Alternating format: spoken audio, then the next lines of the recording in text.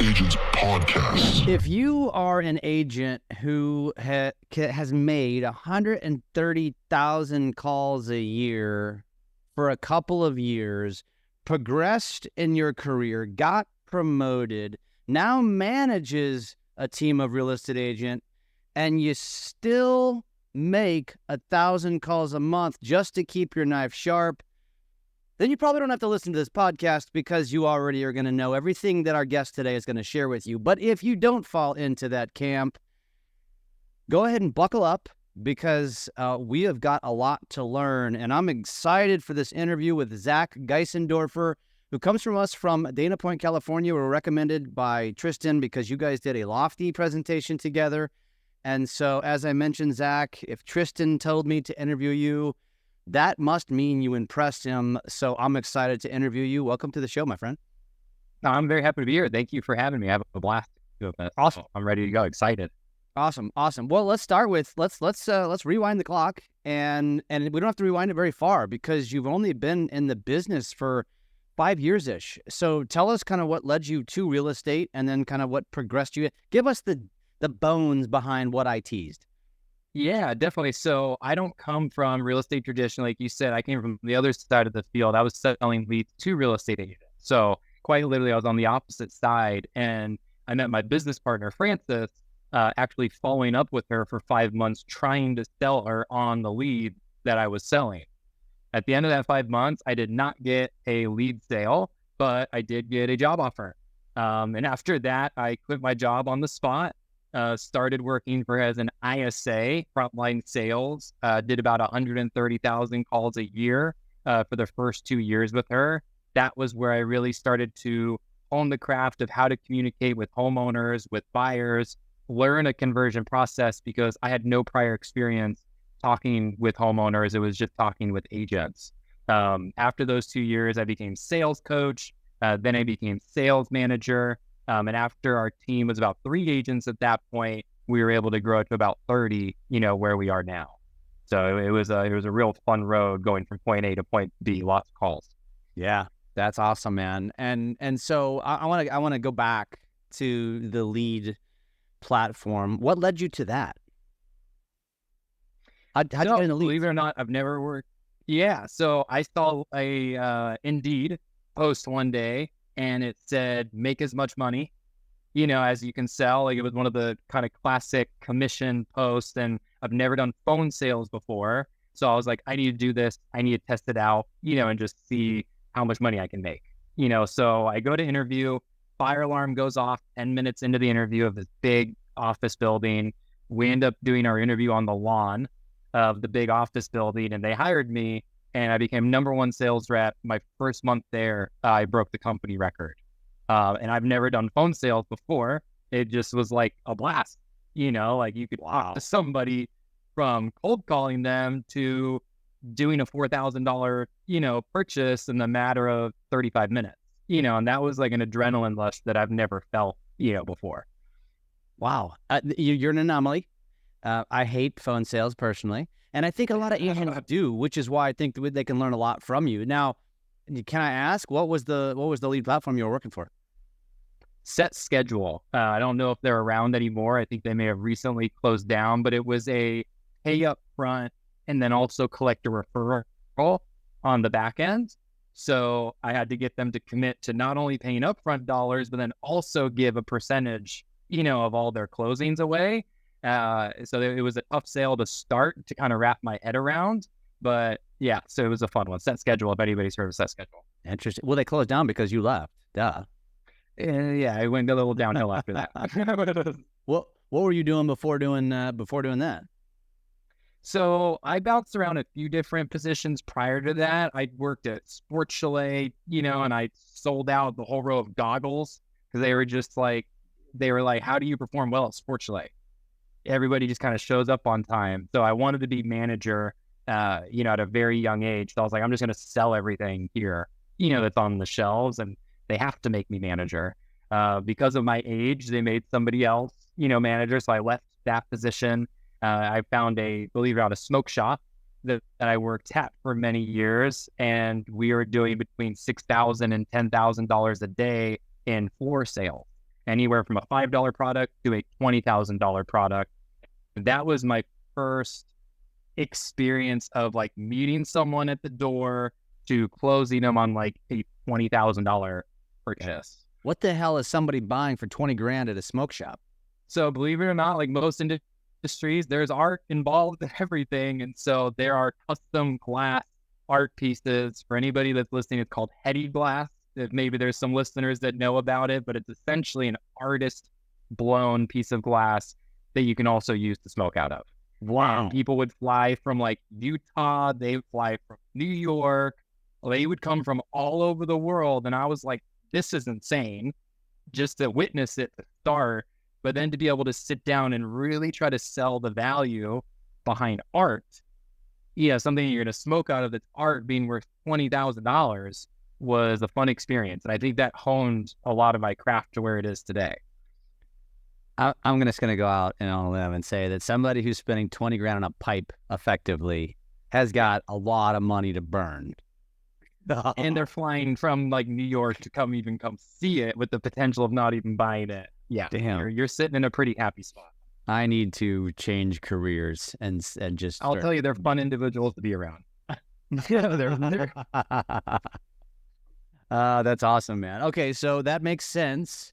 And tongue in cheek, you went from selling, weed pipes effectively. I'm just gonna call it that, to selling leads to real estate agents. I mean, natural segue. I can totally see it. Okay, it makes sense. It's just the way the bridge goes. And one of the reasons I even got hired at that smoke shop was because everybody that plays smoke shop is obviously normally a pretty avid weed smoker, aka your employees are like sitting around, they're laying on the couch. I was the only person probably applying for a smoke shop that didn't smoke. Really? So I was actually totally sober for 7 years, no alcohol, like no weed, no nothing prior to working there. And so I think when he saw that, he was like, how many people are applying here that, aren't mentally, throughout the day. And so I think that's where it was like, we were able to take a smoke shop to, like I said, like $10,000 plus, a day in average sales. Now, did the smoke shop close after you left too? So they did not do an expansion, which I'll say, but yeah, they're still growing. They're going strong. That's cool. The business owner is still a good friend of mine. So it's really cool to see him still doing well.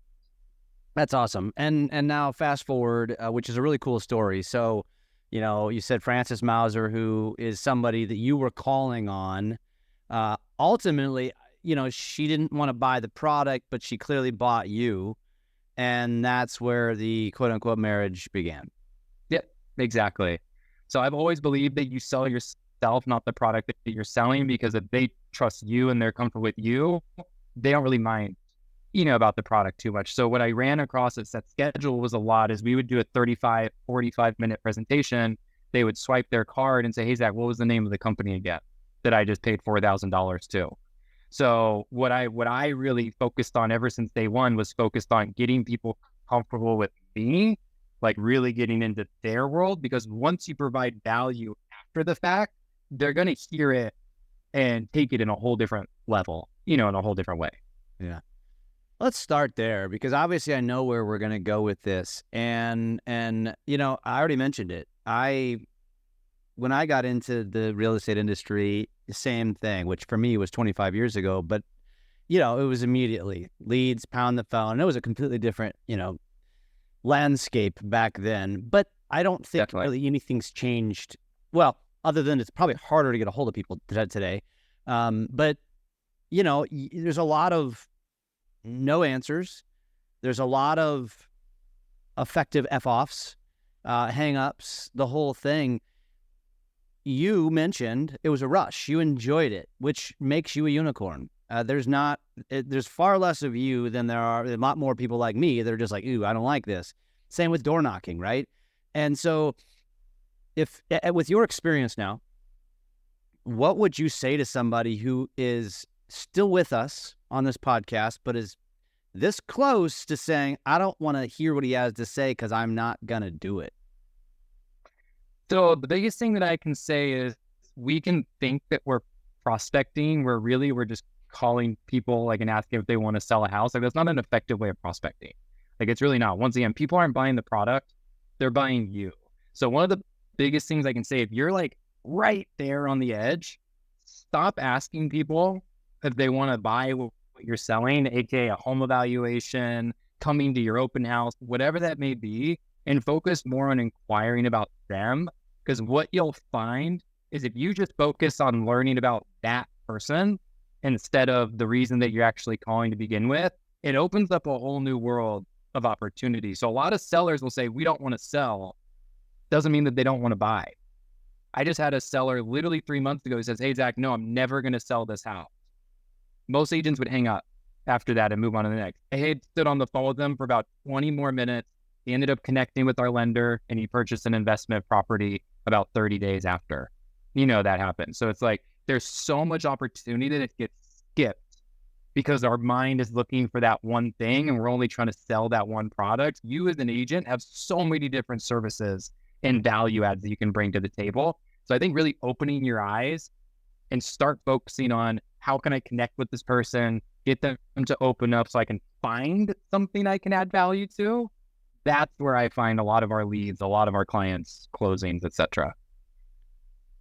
Is there a certain technique that you find works the best as it relates to this? And I'd like you to preface the answer first by explaining what type of a lead you're typically calling on. Is it like a Zillow type lead, relatively lower funnel, right? Versus a Facebook lead that's super high funnel, usually just a nosy type neighbor. What type of leads are you typically calling on? So I like to hang out in deep waters because most people don't like to hang out in deep waters. So we were with Zillow many years ago, nothing against Zillow, but our profit margins didn't support it. So a lot of big teams are on like Zillow Flex at the moment. Once again, it's a great, program, but we just don't need it. Like we don't need to pay that percentage. We're one of 3 mega teams of DXP that is not a Zillow Flex team. And so I like to hang out with data. Like data's my world. So geo data would be just cold homeowners, for rental by owners, absentee owners, vacant properties, for sale by owners, for rental by owners, probate, pre-foreclosures, foreclosures. Like data is where I really like to thrive and where we like to thrive because most agents don't like to go into that world. So a lot of people call expireds. We'll just say that's, of course, a big source of business, for a lot of agents. They all like to call and ask the exact same question. Okay, and if you look at a lot of the big scripts online, it's, hey, Jeff, I saw your home came off the market. When are you going to hire the right agent to come and sell the home? It's a very direct message with one thing that you're asking about, which is, would you still, do you still want to sell your home? I like to do a bit more of a pattern interrupt. So they're not just ready to say no. They're almost shocked. Like for an expired, per se, somebody who's getting probably 40, 50, 60 calls a day after their home expires, especially is that common? Is that a common number? Very common. I've talked to an expired before where the agent accidentally market expired, and within the first week of being expired, they got almost 200 phone calls to their phone. Damn. So like I tell all expireds, the best way to become popular is to have your home expire off the market. You'll become real popular, really quick. I like to take a little bit of a different approach to something like that because they're getting so many calls with everybody saying the same thing. I go more like, hey, Jeff, so I saw it came off market. Did you accept an offer? Did it sell? So instead of me trying to sell right in the beginning, I'm just inquiring is the big word that I really like to use. Same thing with the probate. You think somebody with a probate property wants to get called and, hey, do you want to sell the probate house? Right now, typically not. Same with FSBO, same with cold calling geodata around your open house. That's a big one for us. We call all the 3-mile radius around all of our open houses before they go, before the weekend comes. Same thing. We're just inquiring. It's always the same message. We're never selling in the beginning. We have to inquire to find a pain point that we can then add value to, to then make them a client, instead of just a piece of data. Yeah. I like that. Okay. So that's expireds. Let's go down let's run the gamut. How do what are some other leads that you have a lot of experience calling on? I assume all of them. So let's run through a bunch of different scenarios.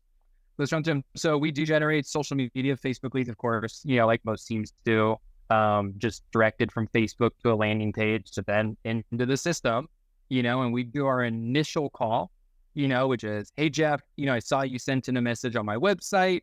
I wanted to make sure that you got all the information that you were there to get. Do you have any questions I can answer, or can I set up any showings for you? I think we all know 90% of leads go, no, we're okay. We just started looking, or no, but we didn't mean to click the photo. Oh, we were just looking at the site. How often do you get a lead from there that goes, oh yeah, oh my God, thank you so much for calling? Yeah. It's super rare. So what we do, once again, they say no, we're already expecting it. They're expecting you to come back and say, well, what are you looking for in a home? Like their brain's already expecting that to happen. I do what's called an off-ramp. So we want to move from real estate for a second and build rapport. So I'll go, awesome. Hey, Jeff, thanks so much for letting me know. By chance, are you already local here to Dana Point? Oh, no. Oh, we live up in LA County. Oh, nice. How long you live there in LA for? 15 years. Wow. Okay, 15 years. Did you raise your kids and everything up there? Or is it just, just you and the wife? Oh, no, yeah, our kids are out of the house. All these, awesome. What has you looking at homes down here in Dana Point? Once I've built my little bit of rapport and they're no longer uncomfortable with me on the phone, we can come back into real estate talk. But that's where a lot of my scripts and a lot of my coaching that I do with our agents comes in, is we can't be selling the whole time because they're going to kick you off the phone instantly, just like most agents get. So we've taken a batch of leads from an old broker who said, hey, I don't want these anymore. They're garbage leads. They're old Facebook, old realtor.com. They all said they don't want to buy homes. That was a batch of 1,000 leads. We did about, I want to say 17 closings out of that batch of leads the year that we got them. Wow. It's just the wrong message. People are asking the wrong question. They're asking, Jeff, are you interested in meeting with me to buy a home? They're probably not interested. That sounds like a terrible time to them. And to sit down with someone right away and talk about, oh, hey, Jeff, would you be open to the idea of sitting down and going over a step-by-step plan that gets you into your next home? It's just a different question, that we're asking. Yeah. Is it kind of tried or true? You're always kind of going with the same messaging basically in that scenario? So I joke with a lot of my agents a lot because agents love to get extra creative. They get bored pretty easily. You can go listen to 500 of my recorded calls. All my intros will be exactly the same. Really? Same energy, same tone. Hey, Jeff, this is Zach. How's your day going? Great. Hey, the reason for my call. Oh, and then I get into it. And based off their response is now where I start to mirror and match their personality and get an understanding on how I'm going to connect with this person. But in the very beginning, it is the same every single time, like no change. Yeah.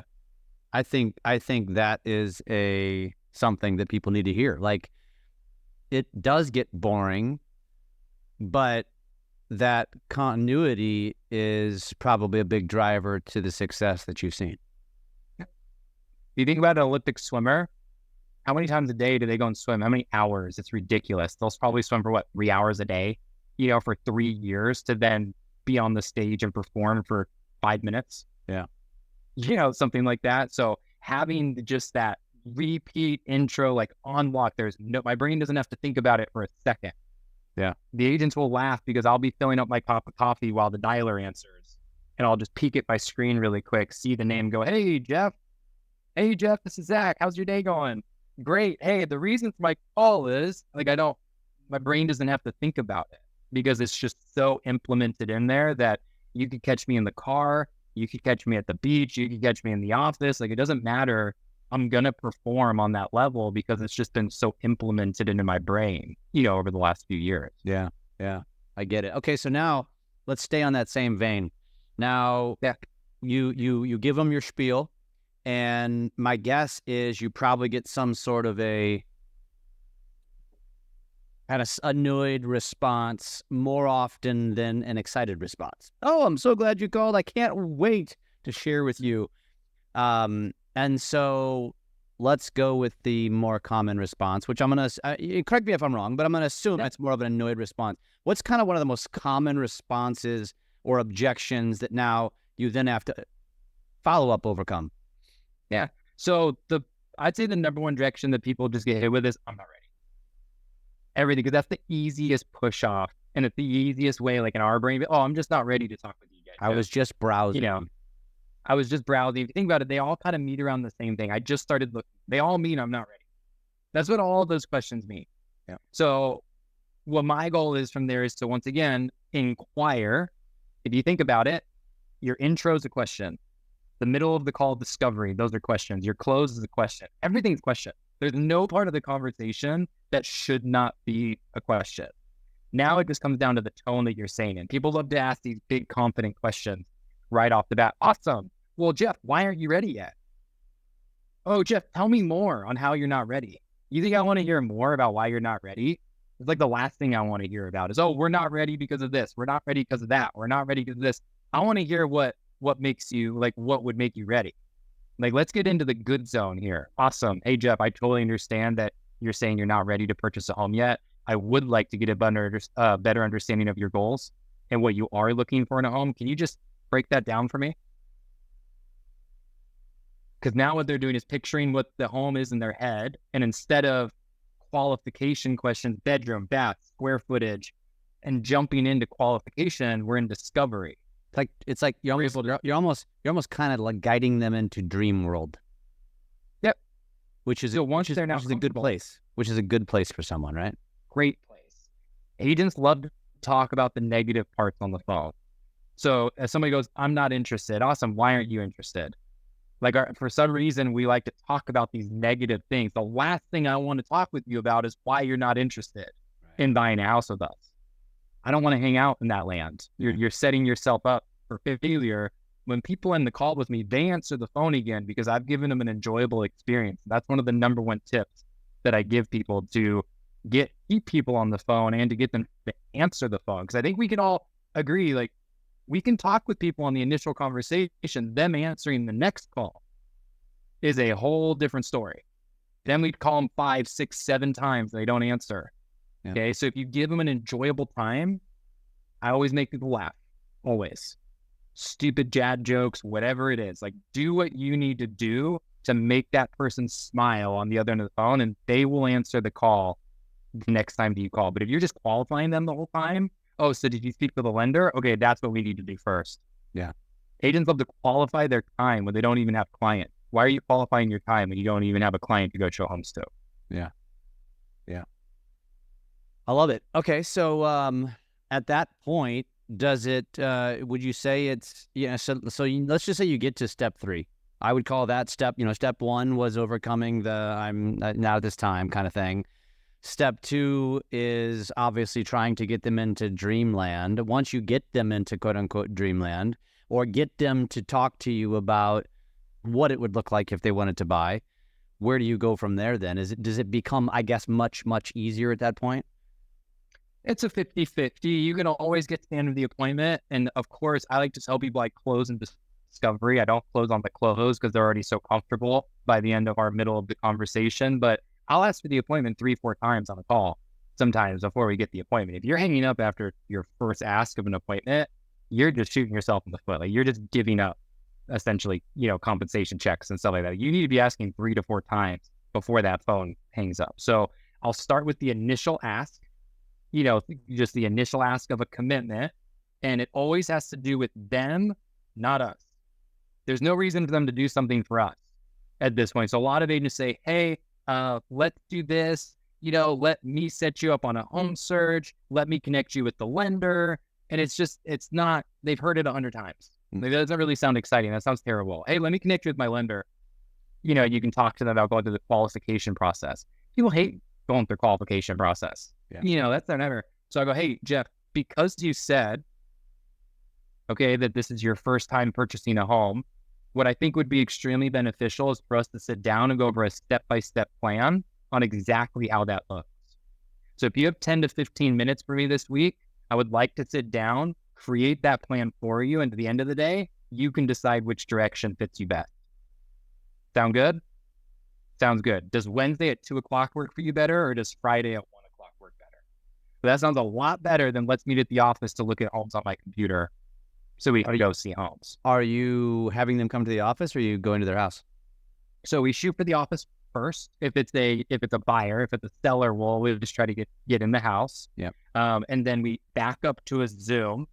So if they say no to the in-person, Awesome. Well, hey, Jeff, I totally understand that you're saying you're about 6 months out, but 6 months goes quick. So what I'm open to doing for you is doing a Zoom instead of an in-person. That way you can still get the value across and you can still make a confident decision of what your next steps are. Yeah. Are you open-minded to something like that?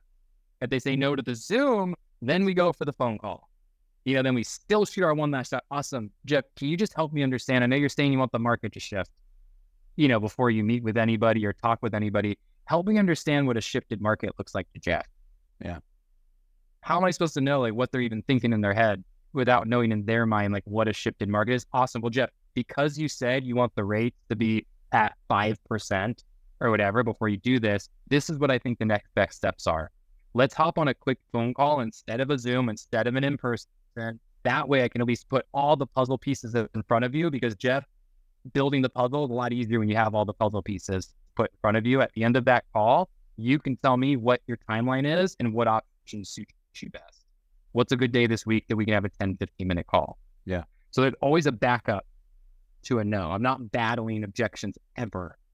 I'm inquiring about them. Yeah. What's the backup to the phone call? Backup to the phone call is I'm going to discover even further. I'm probably going to shoot for another phone call. The worst case is, oh my God, Zach, I have to go. I'm walking into my job. And they give you like the total shove off.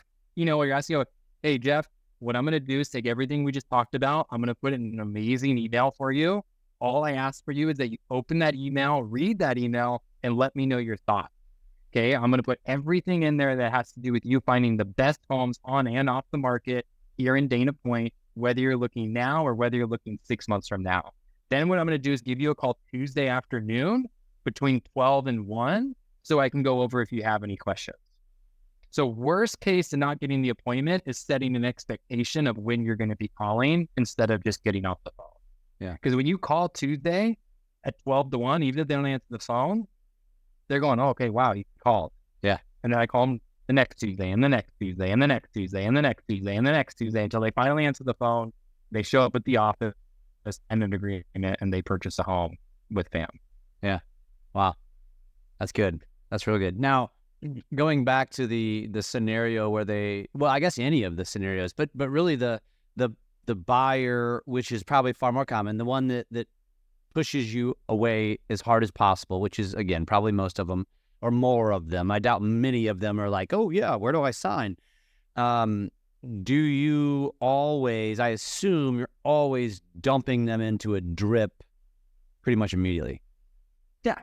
So let's just say a buyer says, we're absolutely not ready. No chance for meeting with somebody. Like, you don't get the appointment, you don't get commitment. Okay, at the end of the call, because it obviously does happen. So 3 things are going to happen. Okay, after that point. 1, properties need to be going to the email because that's the first thing that they want. Why? You might as well give them what they want because you're asking for what you want. Okay, so they're going on a property alert instantly. Okay, like right away. Then they're going to go on what we call our buyer email drip. Very simple, I know, fun language over here. And what it does is twice a week, it sends them a value prop. We call it a buyer benefit. So for example, we give our buyers 2 hours of free handyman anytime they purchase a home with us. There's no way for them to know that if you don't tell them that. So email goes out and then review follows. Email, review, or they're all emails, but benefit, review. So they're constantly seeing you win is what they're doing. And they're seeing how your clients are winning, in the market. And you'll see their open rate stays much higher when they get what they want, which is homes. And then the other email is strictly value. I'm not asking for anything in those emails. I never ask for anything over email because people just don't respond, very often. I like to get people on the phone, on text message, on video. That's where I like to ask for commitments. Yeah. Do you guys do anything with, and I always have to ask this because that's, this is my MO. It's the world I live in. And, my vision is always, and I love talking to guys like you because we operate very differently, but I also love it because it's always that validation that there's not one way to skin the cat and have success. There's a lot of different ways. However, as I always tell people, I'm like, this isn't your end all. You need to do this with those other things, right? And do you guys ever like try to get them? And the reason why I love social is because I get them into my spider web, so to speak. So it's like, even if I start with a postcard or I start with a lead or I start with a phone call, my end goal, the short-term goal rather than putting them into a CRM, although that's, of course, also the goal, is to get them into one of my social pages, because now I got you like organically. I got you to where if I can get you to engage with my stuff, and usually it's like, it's an email with a QR code that sends them to a video that was the top 5 pizza joints in the community, something that's actually, like you say, value-based. But if I get them to watch the video, then the algorithm says they like your stuff. Now every time they open up Instagram, my stuff's going to show up. You know what I mean? Yeah. Do you guys play in that sandbox at all? 100%. So this is the way I look at social media, because you're right. We're a very different playing field, but social media edifies. So when you do get off the phone, they trust you, already. So at that point, that's where we are doing a mass amount of retargeting. So we do a ton of retargeting, out of our database. Any buyer, anybody who has an email is getting retargeted, with our social media ads, driving them to our Instagram, our YouTube. Those are the 2 biggest ones for us, but we do a lot of Google that will also drive them there. But the goal is that the social media will edify us. So then when we do happen to call them and say, hey, this is Zach over at BAM, it doesn't sound like this super, they're like, oh, that sounds kind of familiar. Yeah. And you're already edified. So I have a few agents on my team that crush social.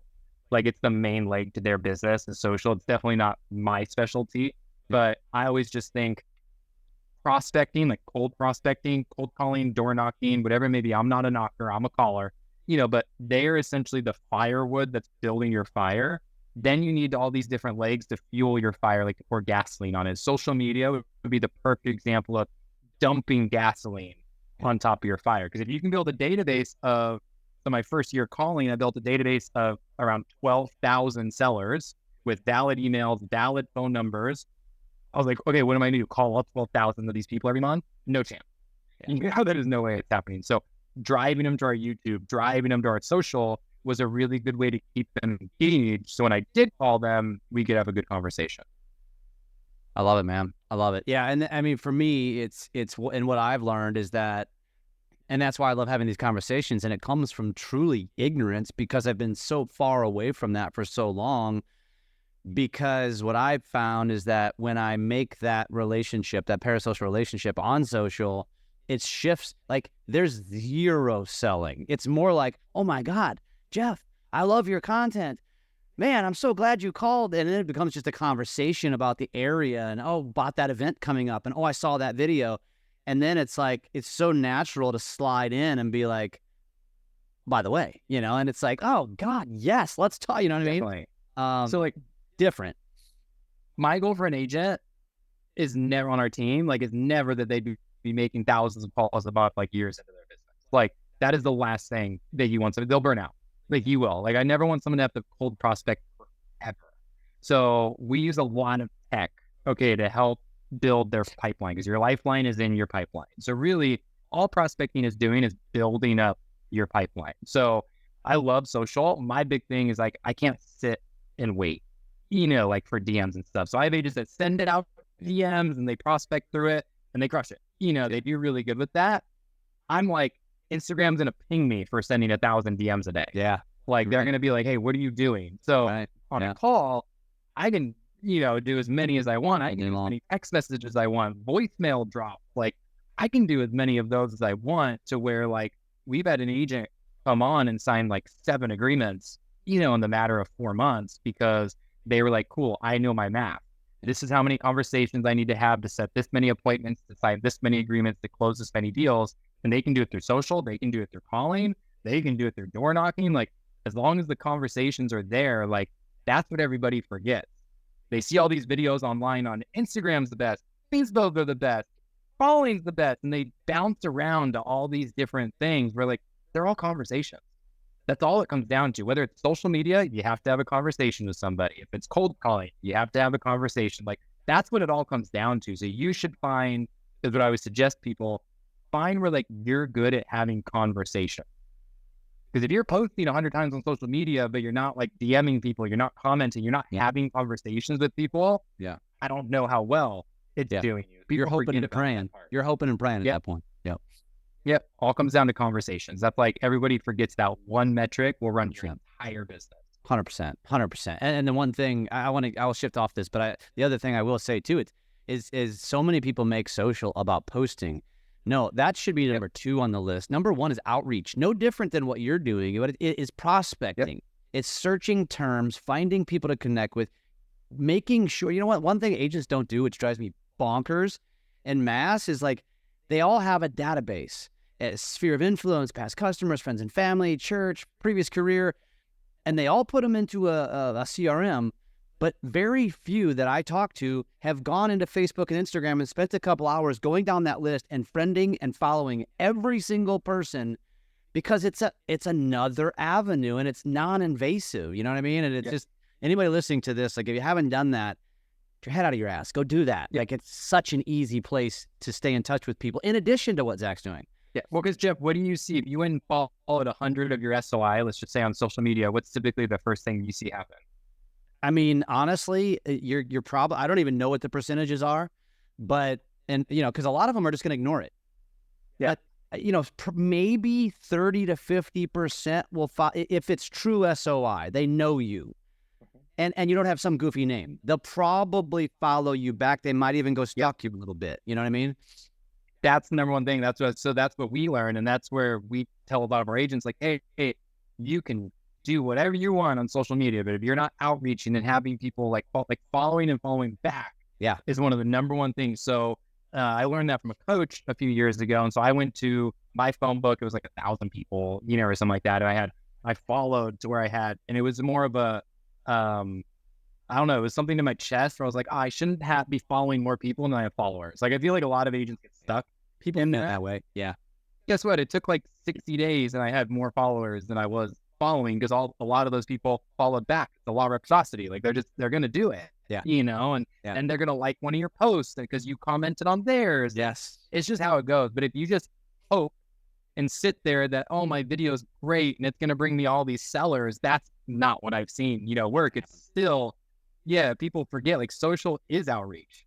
Yeah. Like it is like DMing and commenting and following and wow, great page. Oh my God, you and the kids that, you know, so at the waterfall. Yeah. Like, you have to be active, you know, on there to create the conversation. Yeah. The problem is most agents open up Instagram with the right plan, and then the kitty cat video gets their attention, and before you know it, an hour's gone by. They're like, I gotta get out of here, and then they never accomplish anything they intended to accomplish. I'm gonna go make phone calls. I got a 100% lead. They go down the dark hole. They go down where, oh my God, I've been scrolling for 40 minutes and I didn't even pick out the music for my reel yet. Yes. 100%. All right. I want to go back to the lead. So we really went down the expired listing. We went down a social media type lead. Let's talk about like a FSBO, or is that very similar to expired? Very, very similar to an expired. So obviously we don't do like a ton of FSBO. They're probably one of the least that we do, just because I love that they're motivated sellers. Don't get me wrong. Everybody has their own, like I said, they have specialties. And I know some people that literally do multiple listings a month with FSBOs. My experience is they have some sort of vendetta, you know, already typically like against an agent of some sort. So that's typically, I'm just like, hey, you know, Jeff, my name's Zach. I get right off the bat, I'm not calling you to sell your home. I am hyper local and I do a lot of business in the area. So I like to keep a pulse on what's going on here, because we do list a lot of homes, which means we bring a lot of buyers. So I'd love to have your property as the backup opportunity to one of our listings in case we have a buyer that matches it. Can you just give me a little bit of a breakdown of the highlights of the home, anything I should know about the property? Like, they've said they want to sell on their own first. So why am I going to battle that within 10 seconds of knowing each other, is the way I kind of think about it. Why would they listen to me? They don't even know who I am. I'm a stranger on the phone.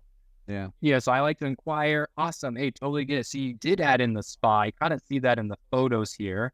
Okay. What else have you really done? Like, what should I tell my buyers? Fill my tool belt for me. Is the way I really like to. So I'm like, hey, help me line my tool belt. So when I do go to talk to a buyer, I actually know how to sell your home to them. Because right now I'm just looking at some photos on Zillow with a bedroom and a bath and a square foot. That makes it hard for me to sell your home. Yeah. Then once we get comfortable together and I can make a few jokes and, you know, we can start to let loose, then I'll say, like, hey, yeah, I mean, I think we can both agree this is a really amazing home. Why do you even have it up in the first place? Like, what's going on here? Now I'll start to really learn about what's going on. Oh, well, Zach, actually, I'm selling it because, me and my wife, we have to move, to Utah to, be with our family. And we really just, we want to get this one gone, but we don't want to pay any fees. We don't, okay, totally understand. Now we actually know what's going on. So my whole thing is like, I need to break down the barriers to get truthful answers. Because otherwise they say, why are you selling it? And they'll just say, oh, well, because we're moving. Yeah, because we need to move. You don't really get the real answer. So I'll say like, that is where I thrive. And it's something I do better than I'm going to confidently say anybody else almost in this industry is like, give me 2 minutes on the phone with somebody. It could be a bad, wrong number. I'll have the 2 other addresses they own within those 2 minutes. Yeah. Like I'm really good at breaking down walls. And a lot of people think it comes from scripts. It doesn't. It comes from tone and it comes from how people hear you on the other side. Because on social media and on door knocking, we have facial expressions, we have body language, we have all these other cues. Over the phone, you only have your words and your tone. That's it. That's all you have. Yeah. So I like one of my ISAs, I'll give an example. I said, like, go for it. She had it in her. She was like, I want to call this guy as an angry homeowner. Like we're going to do it. She hit me with everything under the book. And every time I answered it, she, and was pissed that it didn't get me to the point where she ran out of things to throw at me where she had to say yes. At the end of it, it's because all I'm ever doing is inquiring. Like I'm never battling. I'm always just trying to break down walls, get you comfortable. If you notice when I do our scripting, even here, I'm like, so Jeff, what's really going on with the home? Here, like I'm always on their level. I'm never curious isn't scary, is what I always like to say. We'll just keep it simple. Someone who's curious is not scary. Yeah. Someone who's trying to sell you is scary. Yeah. Someone who's going to sell you is super scary because you're like, I've already told you, but I want to sell my home on my own. Why are you now listening to me and trying to sell me? You can sit back and really listen and just I download and acquire and learn. I only add value for the last like 5% of the phone call. Yeah. The other literally 95% is me just asking a million questions, and trying to learn what's going on. Yeah. I love it. And so when you do that with a FSBO, is it typically leaning in with the buyer approach, or have you ever tried an approach like I was just thinking, I interviewed a guy who crushes it with postcards, and one of his MOs is he always calls every listing when it goes under contract to pick the brain of the listing agent just because he wants to get the scope. So he knows every time he goes into a listing presentation, he's got all of the ammo, which is really smart. I don't know why every agent doesn't do that. Definitely. But almost that approach, like, hey, I've got a few listing presentations coming up. I sell a lot of homes in the area. So I always want to know get the pulse of what might be selling. So can you tell me more about your home? Like almost like non-invasive, like I'm not trying to sell you anything. Just give me the deets so I know what I can then go to my sellers with to say they can sell their house for. Do you think that approach would be just as effective or less? I do think it would be, mainly because once again, he's inquiring. That's all he's doing. He's just, he has another form of inquiring instead of selling, them what's going on, which lowers their barriers. So, okay, yeah, sure. Well, yeah, we haven't, we did this many showings, this thing, we have 2, whatever it is that they're telling them, they don't feel like they're like being qualified, they're just answering a question, that somebody was curious about. So one thing I am very careful of, agents love to call and say, I have a buyer when they don't. And it is like the number one way to shoot yourself in the foot. Sellers are so ready for that. I have a buyer. That's why I make it very clear. Hey, I don't have one knocking at my back door, to make an offer on your home. I do want to have my tool belt lined for when that does happen, because what I do is I put deals together. Yeah. Okay. Like that's what I do. So I want to make sure I'm prepped. So I really like his approach because it's a version of inquiring instead of like, that's exactly, it's the number one approach I can tell anybody listening to this. Like, do not call and say you have a buyer if you don't have a buyer. Yeah. Don't just call FSBO. Hey, I have a buyer that really wants to see your house. And so I'd love to do this. And that you show up with no buyer and, oh, they couldn't make it today. Can I still come to the house? Like, it's just very unauthentic. They feel duped, which is, you're not getting any business.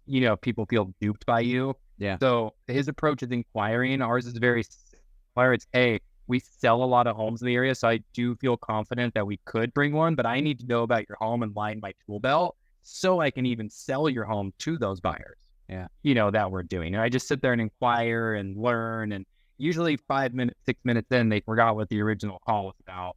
And they're just talking with Zach, They said they're not talking with an agent. They're just talking with Zach, about what's going on. You just gave me another idea.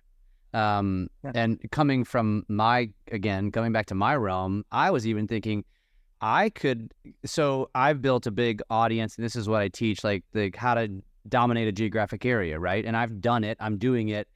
And so I almost think I could go to a FSBO and say, hey, it's Jeff Fitzer with like the Ozarks Lifestyle. I applaud you for selling your house yourself. You've probably seen my channels. If you haven't, no big deal. I'm not offended. But I highlight homes for sale. And I've got 100,000 eyeballs on my channels, and some of my listing videos get hundreds of thousands, millions of views occasionally. Worst case, it's going to be a few thousand. Can I come out and do a listing video of your house and just offer them something for free? And truly, because I want it for the content. And then obviously it kind of slides me in the door to have a conversation one-on-one. You ever tried or heard anybody try that approach? So one of the biggest things I heard in there is maybe not what most people heard, but it was, I applaud you. So the number one way to get somebody to like you is to give them a compliment. Yeah. So that's all I do all day long. I just compliment people like crazy. Yeah. So they're like, hey, Zach, I've been battling for this and that. And I'm like, hey, first off, before you even continue the call, good job. Yeah.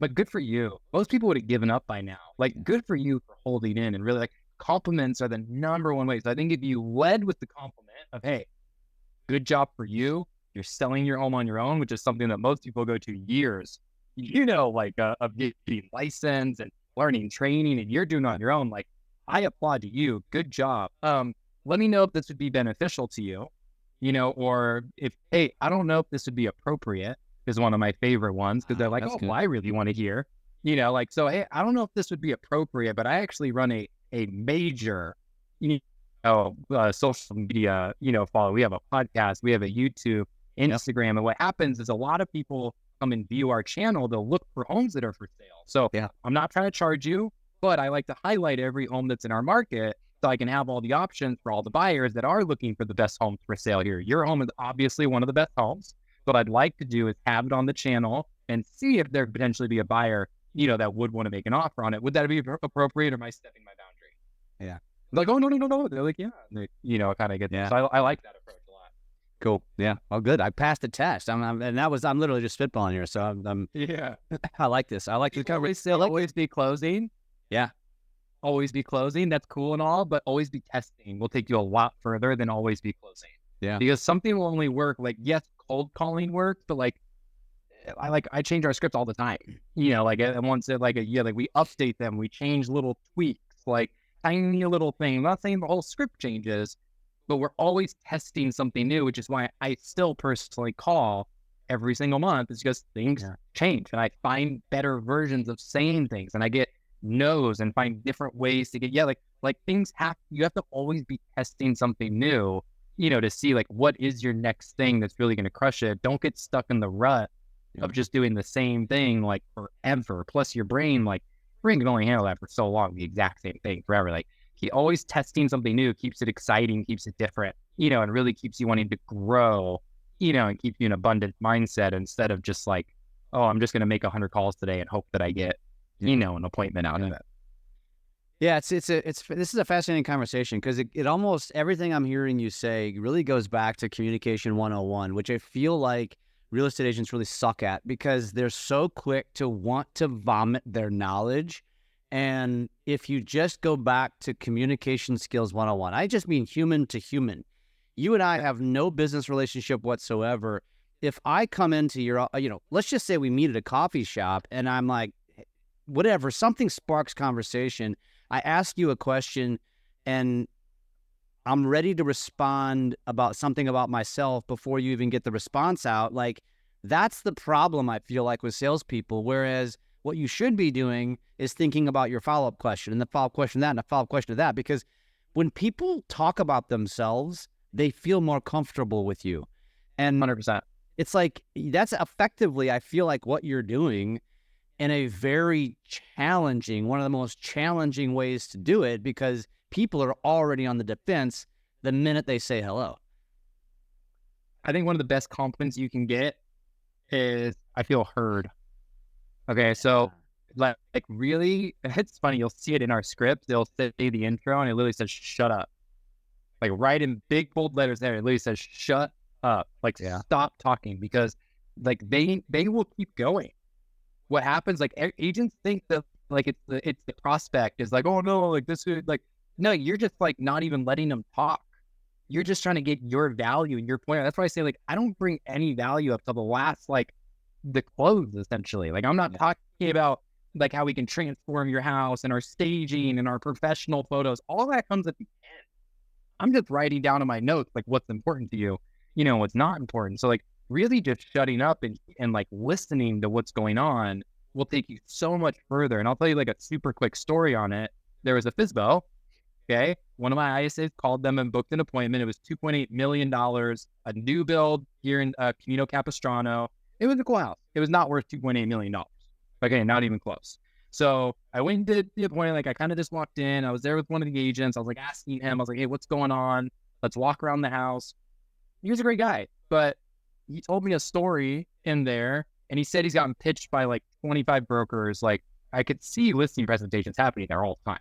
Like, he was just constantly, talking with agents. And he goes, yeah, I built this house for my mom, my brother, my sister, and me to live in. But since the big stairway, none of us can live in it because they all have terminal diseases now. And I take care of them every single day.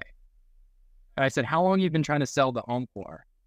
And he goes, I've been trying to sell it for about 1.5 years. Wow. And I go, and you're doing open houses every weekend?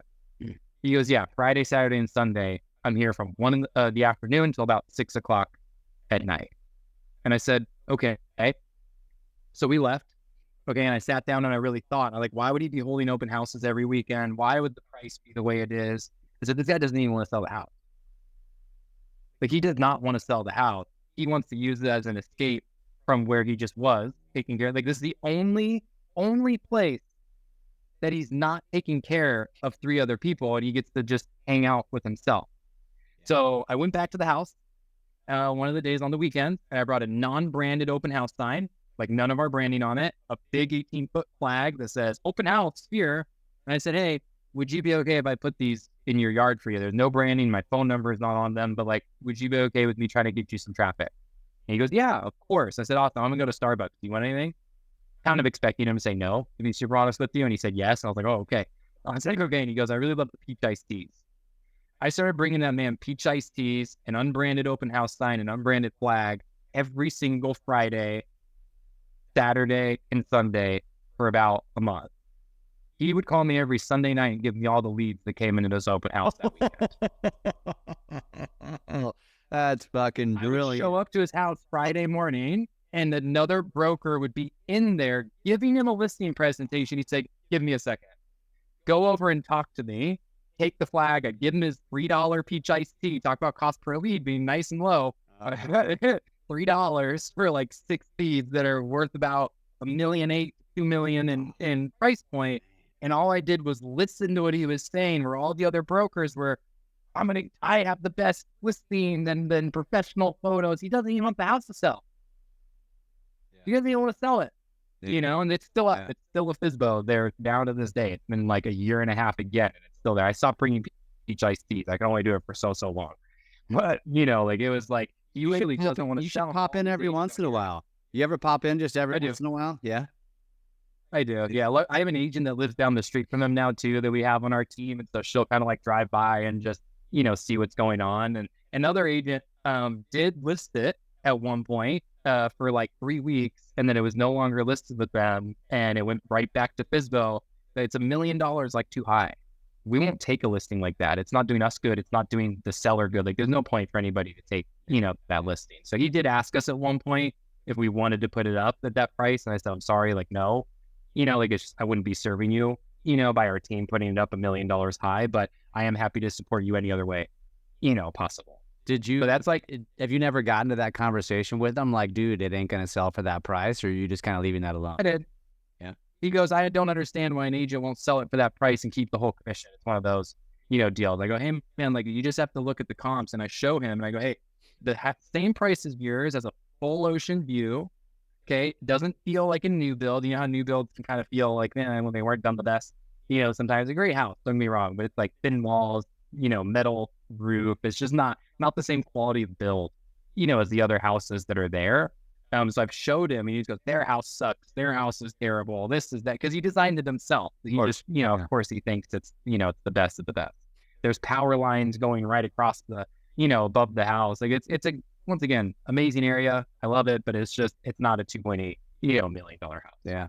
Well, I think the moral of that story is how you thought outside the box. And actually, I was going to ask you before you told the story, I was going to give me the craziest story.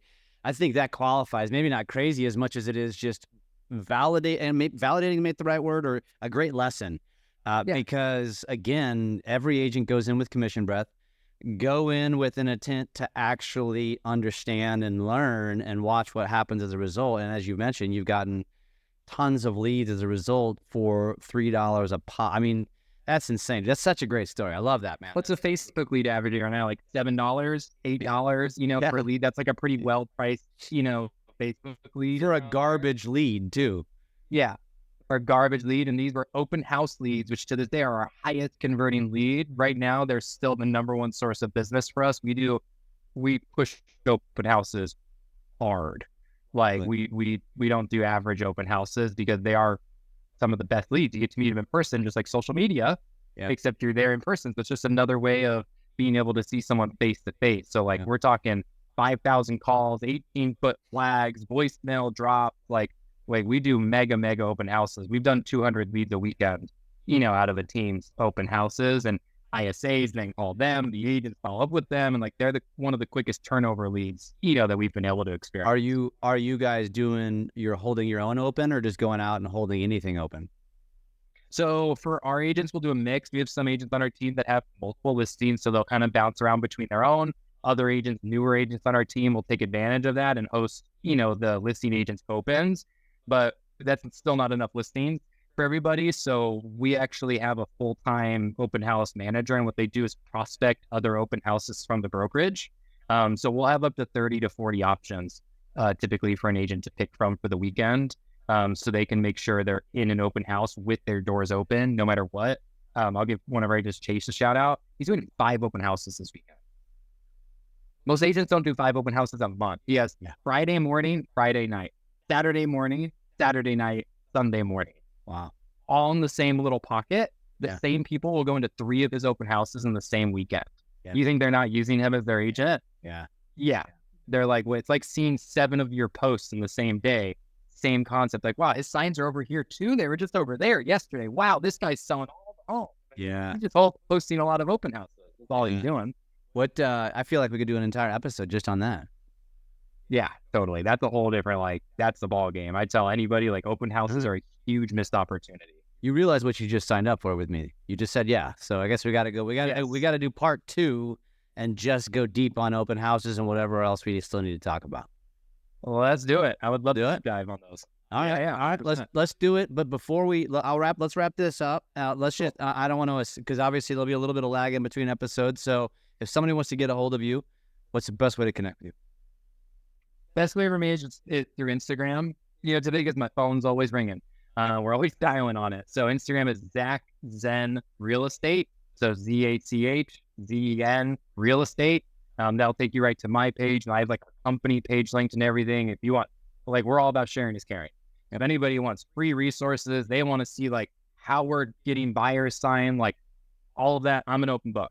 That's what I love to do as a passion. So if anybody wants a free sit down or just discuss, I don't sell coaching or anything like that, feel free to ask anything you'd like, and we're here to support 100%. And I can already tell you what the first question I'm going to have for you in the next episode is why your parents chose Zen as your middle name. We're going to end right there, and we're going to start there next episode. Zach, it's been a pleasure. It's been a fun conversation. I'm looking forward to doing it again, man. I appreciate it, Jeff. I had an absolute blast. I look forward to part 2.